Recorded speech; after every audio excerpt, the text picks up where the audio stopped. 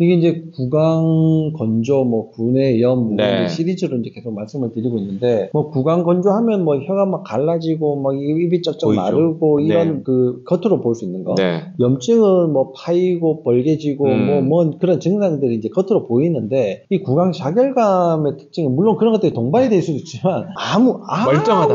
그게 없어요. 그 얘기가 나와야지 네. 된다니까요. 실제로 우리가 따져보세요. 우리가 생존을 위해서 살거든요. 이 사람이 생각해봤을 때 이 강강신경, 쉽게 말하면 신경병증 때문에 당신이 자결, 이 통증을 느끼게 되고 맛을 갖다가 뭐 쇠맛이 느끼는 이런 맛의 변화들이 생길 것이다. 그런데 그게 이런 말초 뿐만 아니라 중추 부분의 문제, 구강 자결증의 핵심이다. 이렇게 말씀하세요. 그게 이제 최선 가설이다. 가설. 황당하잖아요. 그렇죠. 이거는 정설인데 이제서야 이제 가설로 접근을 하고 있다 이런 거예요.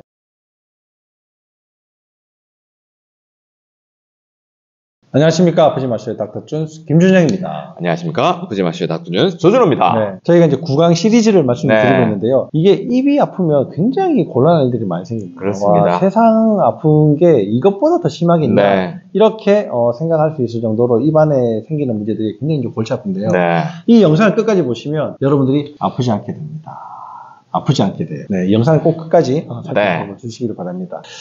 오늘 말씀드릴 내용은 이제 구강이 이제 문제가 생긴 것 중에 제일 골치 아픈 통증. 네. 뭐 타는 것 같아요. 네. 아파요, 쓰라려요. 막 네. 이런 이제 여러 가지 그런 것들을 총칭해서 구강 자결감이다 이렇게 네. 이야기를 하는데, 오늘은 구강 자결감 증후군에 대해서 설명을 드리도록 하겠습니다. 네. 네. 일단 보통 이제 여성분들이 좀 많이 오시는 것 같고요. 근데 이 고통의 정도가 어느 정도라고 표현들을 하시냐면, 보통 우리가 죽을 만큼 아픈 거를 한 10점 정도라고 하거든요. 바스 스코어, VAS 네. 스코어로. 네. 근데 8점에 가깝게 말씀하시는 분들이 많고요. 그래서 평균으로만 봐도 한 5에서 8점 정도. 8점 정도면 이제 뭐 출산의 고통, 무서워서 우리 굉장히 힘들어하지 않습니까? 막 마취도 하고. 네. 그 정도의 통증을 매일 앓고 있다.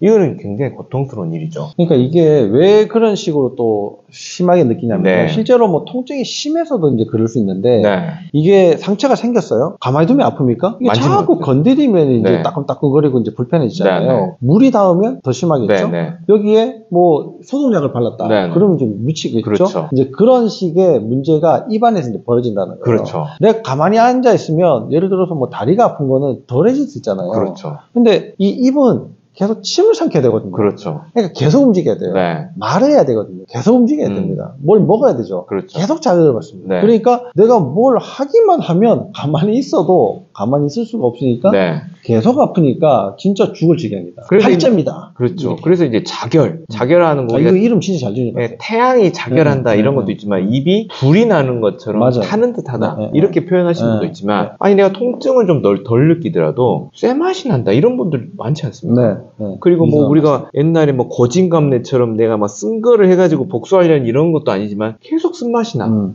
입이 써. 그리고 막 쇠맛 나고 이러면 결국에는 삶의 질 자체가 네. 뭘 먹어도 맛이 없으면 이 먹는 재미가 얼마나 좋은데. 그렇죠. 예, 그래서 문제들이 많이 생길 수가 있고, 결국 이런 것들은 영양 부족으로 가고, 그 영양 부족이 다시 구강 자결 증후군을 만드는 다시 원인이 되고, 이렇게 되는 악순환에 들어갈 수 있다는 거죠. 이게 이제 구강 건조, 뭐 구내염 네. 시리즈로 이제 계속 말씀을 드리고 있는데, 뭐 구강 건조하면 뭐 혀가 막 갈라지고 막 입이 쩍쩍 보이죠. 마르고 이런 네. 그 겉으로 볼 수 있는 거. 네. 염증은 뭐 파이고 벌개지고 뭐 그런 증상들이 이제 겉으로 보이는데, 이 구강 자결감의 특징은 물론 그런 것들이 동반이 될 수도 있지만 멀쩡하다. 그게 없어요. 네. 없는데 느낌만 이상해. 네. 그러니까 옆 사람한테 뭐 얘기를 하면 꾀병이지. 여기 좀 봐줘 이렇게 네. 얘기했는데 아무것도 없어. 근데 나는 불편해. 그렇죠. 이상하게 본다. 이거. 그렇죠. 근데 이제 이 통증이라는 게 꼭 입에만 드러나지가 않거든요. 근데 이분은 우리 환자분들의 찡인데, 입만 아프니까 이비인후과 가가지고 저 혀가 이상해요. 네. 근데 따지고 보면 혀만 아픈 게 아니라 두통도 있고 어깨도 아프고 맞아요. 허리도 아플 수 있고 네. 장도 또 안 좋으실 거거든요. 그래서 따지고 보면 이 구강 자결 증후군, 그 말은 증후군이란 말이 붙으면 일단 원인은 밝혀지지 모른다. 않았다. 그래서 생각해 보면 구강 자결감 증후군 또한 다른 여러 가지 문제에 드러나는 그냥 현상일 뿐이다 이렇게 보시고 접근을 하시면 꼭 치료 힌트를 마지막에 찾아낼 수 있습니다. 그러니까요. 네. 한번 이제 찾아보죠. 네. 이 구강의 통증이 이제 뭐 입안이라고 다 그냥 막 통증이 생기는 게 아니라 네. 대부분은 혀에 생기는 거거든요. 그렇죠. 혀 끝 뭐 요런데 네. 계속 이제 생기니까. 혀 앞쪽 한 3분의 2쯤에 좀 많이 생기지만 또 사람에 따라서는 뭐 잇몸이 그런 경우도 있고 네. 입술이 그런다고 하기도 하고요. 그리고 나 입천장이 그런다고 하는데 대부분은 한 3분의 2 정도에 타는 것 같기도 하고 그랬는데 느낌 자체가 없는 감각이 떨어지기도 하고 아니면 감각이 더 올라가기도 하는 여러 가지 형태로 좀 나타날 수 있고 그래서 이비인후과도 가고 치과도 가고 그렇죠, 뭐 그렇죠. 여러 군데 뭐 다니게 되는 네네. 보통 이제 한 50대 정도 이후에 많이 생기지만 이게 연령하고 관련 없이 우리나라의 보통 14% 이상이 네. 다 앓고 있다고 하니까 10명 중에 한 1.5명이면은 엄청 많은 거죠. 한 집 걸로 한 집인데 네. 굉장히 불편함을 앓고 있다. 네. 근데 아쉬운 거는 멀쩡해. 그래서 그냥 약도 없어. 그래서 이 지금 현재 이 구강자결 증후군은 그냥 난치병의 하나다. 네. 이렇게 일단은 접근하시면 되는데 네. 난치병을 한번 해결해보자 우리가.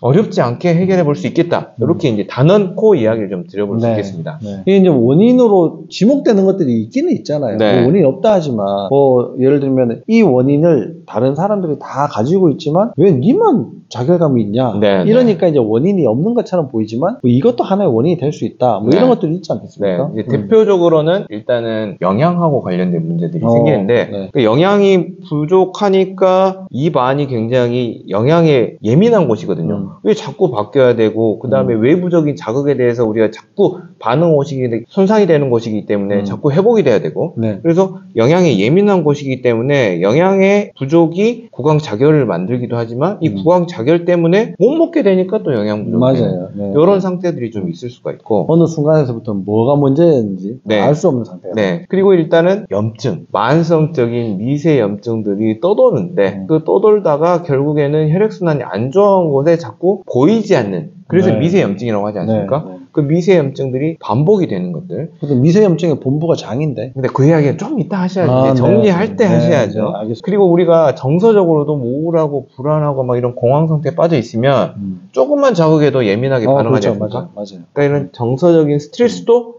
조금 관여가 돼 있다. 그리고 이제 질병하고 관련이 돼서는 실제로 감염, 근데 이 부분의 감염이 아니더라도 특히 장하원들의 감염이 있을 수가 있고요. 그리고 알레르기 반응들. 이게 알레르기 하면 우리가 이제 뭐 예를 들면 호흡이 곤란하거나 두드러기가 나야 되고 이럴 수 있지만 결국 혈액을 타고 결국 문제되는 부분에 있어서의 기능 문제들로 드러나는 경우들이 있거든요. 많죠. 그런 네. 분들이. 그래서 이제 이런 부분을 좀 봐야 되는데 대표적으로 이제 영양결핍 중에서는 철분 결핍이 많고요. 네. 그리고 비타민 B군들, 네. B1, B2, B6, 그다음에 12번 그리고 폴릭 애시드 같은 이런 것들. 그리고 미네랄 중에서 또 아연은 너무나 많이 들어가는 곳이지만 회복에도 굉장히 중요하지 않습니까? 네. 그래서 이런 영양의 문제들이 있을 수 있다. 이건 이제 논문을 통해서 증명이 됐지만 한번 생각해 보세요. 이게 내가 잘 먹는데 그 다음에 이런 사람들이 비타민C 안 먹겠습니까? 먹겠죠. 먹겠죠. 그랬는데도 해결이 됩니까? 안 되죠. 되니까. 그래서 결국에 영양결핍에 단독으로는 오지 않는 그 영양결핍을 만들고 있는 문제들이 있을 텐데 내가 먹었는데 왜 영양이 부족하지? 결국 장 문제가 드러날 수가 있고 그럼 장을 망가뜨리는 건 도대체 뭐야? 또 이 이야기는 또 이제 원장이 전문이시니까 이따 해드리면 되고 그리고 결국 영양제로는 해결이 되지 않는다. 그 안에 숨어있는 문제들이 있을 수 있다. 이렇게 좀 보시면 그러니까 되겠어요. 이제 이런 영양의 결핍이 원인이라고 하는 거는 보충해 주니까 네. 나아지더라. 그렇죠, 이렇게도 그렇죠. 또 볼 수가 그렇죠. 있거든요. 그러면 이제 다시 한 번 더 뒤집어 보면 철분 결핍이 있을 때 무슨 문제가 생기나? 그렇죠. 결국은 산소를 못 갖다 주는 게 제일 그렇죠. 문제예요. 그러니까 내가 숨을 못 쉬어도 비슷하게 문제가 생길 수가 네. 있고 내가 혈액 순환이 안 돼도 산소가 못 가지 않습니까? 그렇죠. 뭐 거긴 또 탈수가 또 관여가 될 네. 수도 있고 그러니까 다른 문제들도 철분 결핍과 유사한 상황을 만들어낼 수가 있다라는 겁니다. 우리 이렇게 생각할 수 있습니다. 그 이야기 생각하니까 아이디어가 떠오르는데 이렇게 보시면 돼요. 자, 우리가 달리기를 많이 했어요. 다 등산 갔다 왔어. 그럼 허벅지가 터지려고 하죠. 네. 일단 산소가 부족한 상황에서 우리 젖산대사가 일어나면서 생기는 통증이지 않습니까? 네. 자, 혓바닥도 굉장히 근육이 많은 곳이지 않겠습니까? 네. 근데 철분 결핍이 돼 있어. 그럼 산소 공급이 안 될 거고 혈액순환마저 떨어져 있어. 그럼 여기를 움직여야 될 근육마저 이 피곤하고 힘들면서 젖산들이 많이 쌓여야 할 건데 그게 혈액순환이 안 좋으니까 배출도 못해. 그렇게 되면 쉽게 통증을 또 느낄 수 그렇죠. 있겠네요. 이상한 문제들이 이제 생기게 되는 네. 거죠. 그런 것 중에 이제 자결감이니까 네. 이거는 감각의 문제잖아요. 그렇죠, 감각은 그렇죠. 신경과 관련돼 있잖아요. 그렇죠. 또 신경에 또 관여되는 영양소가 중요한 게 비타민 B 6, 9, 12번이거든요. 네, 네. 그러니까 6, 9, 12번이 들어가 있는 걸 주니까 네. 좋아지더라고요. 이거는 네. 그러면 신경이 뭔가 또 손상이 돼 있다고를 봐야 되는데 그냥 영양이 부족인가로 끝나버리잖아요. 끝나버리니까 네. 이제 그 다음 이제 진행이 안 되는 거예요. 네. 그러면 또 아연은 또 어떤 일을 하는가? 아연은 철분 결핍과 굉장히 이제 이게 연관관계가 연관관계가 굉장히 많거든요. 이거는 위산이 부족하기 때문에 또 부족해지는 거예요. 그렇죠. 네, 그게 이제 굉장히 관련이 많고 또 아연은 우리가 이제 맛을 보는데도 굉장히 좀 중요하게 그렇습니다. 쓰여지고요. 또 세포 재생 네. 이런데도 이제 아연이 굉장히 중요하게 쓰여지니까 이 사람은 그럼 세포 재생도 잘 안 돼, 위산도 부족해, 산소도 공급이 안 돼, 신경은 망가졌어. 네. 이건 이제 이렇게 그 이어 뒷면에 있는 것들을 살펴봐야 되는데 네. 그냥 철분 주니까 끝나네? 네. 뭐 이래버리면 그렇죠. 이제 더 이상 문제가 해결이 안 된다는 거죠. 그러니까 결국 이제 원장님 말씀하신 대로 드러난 부분을 갖다가 어떻게 해보려고 하면 잠깐은 대부분 많이 좋아지는데 네. 다시 반복이 되거나 조금 시간이 지나면 이제 다른 문제들이 생기지 않습니까? 맞아요. 그래서 우리가 그 이면을 들여다보면 결국에는 지금 현재 겪고 있는 것들을 확실하게 해결할 뿐더러 이 문제들을 가지고 있다. 그거는 폭탄을 안고 네. 살아가는 거거든요. 네. 다른 문제들은 언제든지 터질 수가 있다. 그렇죠. 그러니까 그 시간을 약간 1분 뒤로 그냥 늦춰놓은 시한폭탄이랑 네, 네. 똑같다. 맞습니다. 이렇게 보시면 되는 거죠. 그리고 또 다른 원인들 또 뭐가 네. 있습니까? 그래서 이제 영양결핍에 대해서 좀 말씀드렸고, 그 다음에 이제 계속 공통 분모들을 찾아가 보세요. 그 다음에는 이 사람들을 구강자결감 증후군을 원인을 못 찾으니까 이 안에 미생물이 많이 있지 않습니까? 점막이기 그렇죠. 때문에. 그렇죠. 그래서 검사를 해봤더니 다른 정상 안 아픈 사람에 비해서는 미생물이 좀 다르대요. 근데 어떤 미생물들이 많냐? 곰팡이, 칸디다균이 많고 네. 대장균이 많다는 거예요. 그럼 왜 많냐는 거야. 그리고 이렇게 많으니까 그냥 그러면 진균제, 곰팡이 죽이는 약 줘야지. 예를 들면 이 대장균 죽이는 약 줘야지로 끝날 게 아니라 왜 얘들이 여기에 많이 있느냐를 같이 고민을 해보셔야지 끝이 나지 않겠습니까? 그렇죠. 이 나쁜 균은요, 점막이 얇아질 때 많이. 그렇죠. 그러니까 점막이 그럼 얇아지면 어떻게 되느냐? 점막이 이제 두껍고 풍성하면 이게 점막세포랑 이게 거리가 멀기 때문에 네. 일단 공격하기도 조금 어렵지만 이 점막에는 분비 IgA라는 항체가 있거든요. 그러니까 네. 시크릿리 IgA가 방어를 해줘야 네, 되는데 네. 점막이 얇아지면 그게 기능이 떨어져요. 양이 이제 적어져요. 그러니까 나쁜 균들이 득실될 수가 있는 그렇죠. 환경이 이제 또 만들어지는 네. 거죠. 그러면 이 면역에도 뭔가 문제가 생기고 그렇죠. 점막 상태가 안 좋은 거고. 안 좋은 거고 네. 점막 상태가 안 좋다는 거는 점막 세포가 점막을 많이 못 만들어내고 그렇죠. 있고 그럼 세포가 손상돼 있고 네. 이걸 재생시켜주는 아연이 필요한데 또 그것도 없고. 부족해. 네. 혈액순환도 안 돼. 네. 산소도 부족. 이게 이제 계속 이어지게 되는 거예요. 그죠? 그러니까 그 연결고리를 찾아서 끊어주시면 우리가 이제 해결이 그렇죠. 되는 거죠. 그렇죠. 그리고 이제 최근에는 이제 정말 이게 고무적인 것 같아요. 이제 그전에는 무슨 약을 줄까만 대부분 고민하시지만 최근에 이 구강자결 증후군이 생기는 가설 중에 이제 신경 이야기가 조금씩 나오기 시작했어요. 그 얘기가 나와야지 네. 된다니까요. 실제로 우리가 따져보세요. 우리가 생존을 위해서 살거든요. 그러면 외부의 것이 들어오는 거에 대해 부분에는 굉장히 예민하게 그렇죠. 뭔가가 조치가 맞아요. 취해져 있을 겁니다. 그래야 생명이 유지가 되죠. 그렇죠. 그래서 이 입 안에는 뭐 맛만 보는 여기 그런 공장이 아니라 외부에서 들어오는 유해 자극에 대해서 감지할 수 있는 감각신경계가 굉장히 발달이 돼 있다는 거죠. 네. 그래서 이 사람이 생각해 봤을 때 이 감각신경, 쉽게 말하면 신경병증 때문에 당신이 자결, 이 통증을 느끼게 되고 맛을 갖다가 뭐 쇠맛이 느끼는 이런 맛의 변화들이 생길 것이다. 그런데 그게 이런 말초뿐만 아니라 중추 부분의 문제, 그러니까 중추신경계와 말초신경계의 신경병증이 결국에는 당신이 느끼고 있는 구강자결증의 핵심이다. 이렇게 말씀드립니다. 그러니까 중추신경 그러면 네. 이제 뇌랑 척수 그렇죠. 이야기할 거고 말초신경 이제 혀에 이제 와 있는 그런 신경들 맞습니다. 뭐 이제 그렇게 이야기를 할 텐데 그럼 이게 신경계 문제일 수밖에 없는 걸로 결론이 나는 게 당연한 게 네. 자결 감각이잖아요. 그렇죠. 그러니까 감각 신경에 뭔가 문제가 있으니까 통증 감각, 네네. 자결감 이 다 이제 그렇게 신경과 네네. 연결돼야지만 된다. 그렇죠. 그게 이제 최선 가설이다. 가설.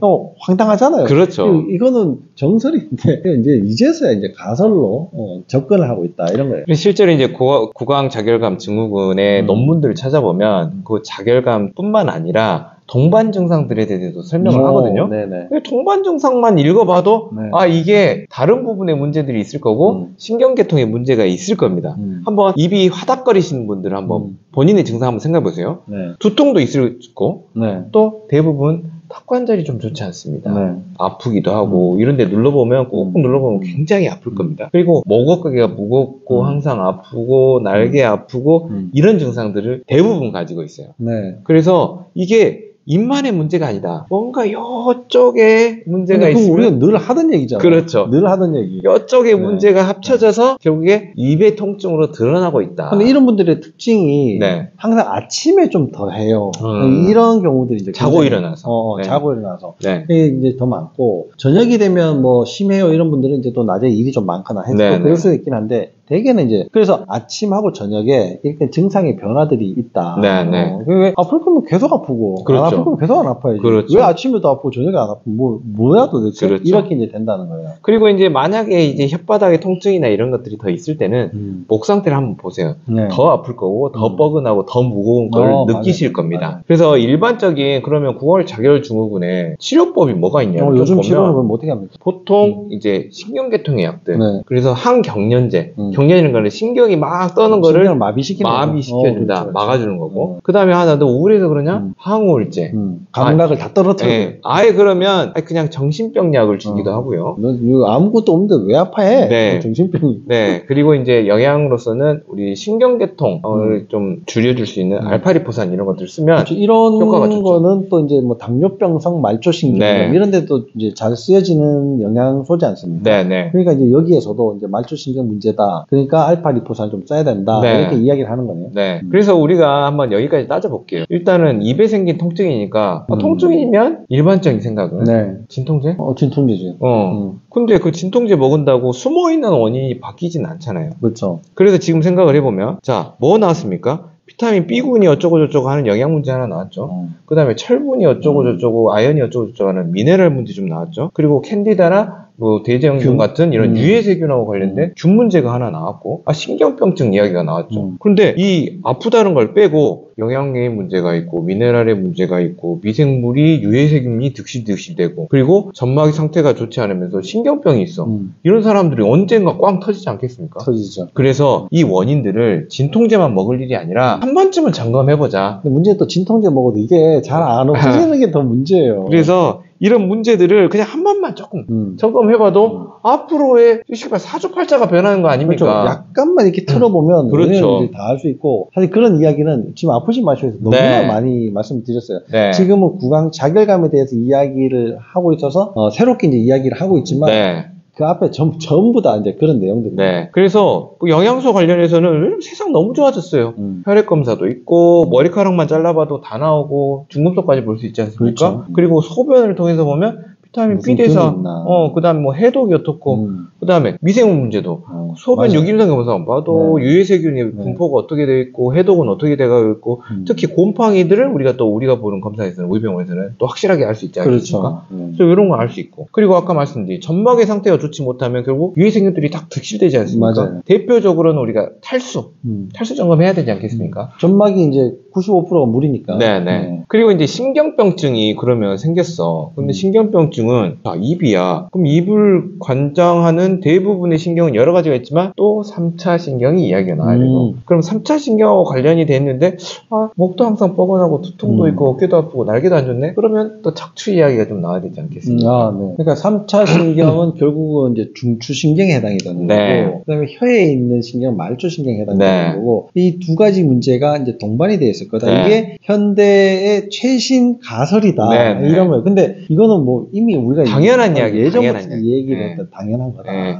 이제 지금쯤은 그냥 듣자마자 이해가 되실 거예요. 왜 네, 놓쳤을까? 모든 게 이해가 되실 겁니다. 네. 그래서 그걸 어떻게 풀어가야 될까를 보면 자, 1번. 객관적으로 일단 점검은 꼭 해보시자. 두 번째는 풀어갈 때를 보면 테마가 하나 뭐였죠? 영양소 문제지만 실은 영양소는 보충한다고 해결되는 게 아니라 결국 음식이 잘 소화돼서 흡수되면 끝이지 않습니까? 그렇죠. 결국 장 문제로 대변이 되는 겁니다. 그럼 장을 망가뜨리는 것보다 식단과 미생물이다. 그럼 이 두 가지 관점에 접근을 하시면 될 거고 그 다음에 신경계통의 문제다. 네. 신경병증이다. 이게 나왔지 않습니까? 네. 실제로 조직 검사를 했더니 아니 실제로 신경계통을 검사를 했더니 문제가 있다. 그리고 퇴행까지 발견이 됐거든요. 그래서 그 신경계통의 문제는 결국 척추 문제를 봐야 된다. 왜? 척추 안에는 감각과 운동과 내장기관과 정서를 담당하는 신경이 모두 담겨 있고 그 신경핵이 어디 있다? 상부 경추에 있다. 네. 그래서 목, 등, 허리, 골반이 변화가 되면 결국 그 안에 전깃줄처럼 이 두부처럼 부드러운 전깃줄이 쭉 있어야 되는데 당겨지고 꺾여지고 이렇게 되면 결국에 신경의 전깃줄처럼 스파크가 파파팍 튀지 않겠습니까? 네. 그래서 가만히 있는데도 이상한 신호가 아프고 계속 뭐 생기는 맛이 이상해지고 이렇게 될 수밖에 없어요. 그래서 척추 밸런스와 척추 관절의 안정성 관점에서 두 가지 축만 잘 잡아주면 결국에 다른 질병도 예방할 뿐더러 내가 계속 입 때문에 고민할 필요가 없다. 맞아요. 보통 우리가 지금 이야기하는 이렇게 3차 신경은 중추신경이 이제 해당이 되는데, 지금 이제 방송을 들으시는 분들은, 아니, 중추신경도 문제잖아요. 말초신경도 문제라고 했지 않냐. 이거는 그럼 어떻게 하냐. 이렇게 말씀하실 수 있는데, 말초신경이 진짜 다행히 중추신경과 혈액순환이 좋아지면요. 말초신경 재생이 비교적 잘 되거든요. 그러니까 이게 이제 뭐 혀 끝에 뭐 이게 말초신경을 어떻게 좀 더 개선시키고 이런 문제가 아니라 아예 그냥 목을 팍 잡아버리면 다 해결될 수 있는 문제다. 그렇습니다. 이런 거예요. 이런 여러 가지 문제들에 대해 가지고 사실 뭐 저희가 누누이 이제 말씀드리는 것 중에 부분을 하나 떼와가지고 말씀을 드리고는 있지만 그 근본은 똑같다. 이렇게 이제 보시면 됩니다. 근데 오늘 뭐 어떻게 연습하고 오셨어요? 뭐 말씀을 이렇게 이거 청산유수를 이렇게 제가 목 치료를 좀 받았거든요. 아, 그래요? 네, 그랬더니 조금 머리가 좀 돌아가네요. 그리고 우리가 이렇게 치료를 하고 있다라는 걸 여러분들에게 보여드리는 시간을 갖도록 하겠습니다. 다음 이 시간에 다시 찾아뵙도록 하겠습니다. 감사합니다. 감사합니다.